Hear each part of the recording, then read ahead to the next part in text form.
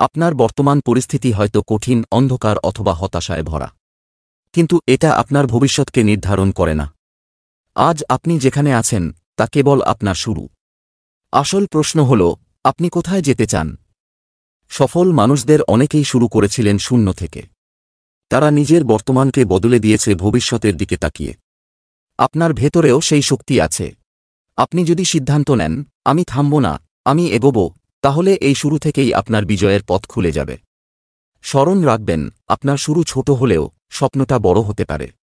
আর সেই স্বপ্নই একদিন বাস্তব হবে, যদি আপনি হাল না ছাড়েন। স্বপ্নকে বাস্তবে রূপ দিতে চাইলে আপনাকে এগোতে হবে, তাই কখনো হাল ছাড়বেন না। আপনার স্বপ্ন কি কমেন্টে জানান। তো ভিউয়ার্স, আজকের ভিডিওটি এই পর্যন্তই। ভিডিওটি কেমন লাগলো তা কমেন্ট করে জানাবেন। ভিডিওটিতে একটি লাইক করবেন এবং চ্যানেলে নতুন হয়ে থাকলে চ্যানেলটি সাবস্ক্রাইব করবেন। দেখা হবে অন্য কোনো ভিডিওতে অন্য কোনো অনুপ্রেরণামূলক ভিডিও নিয়ে।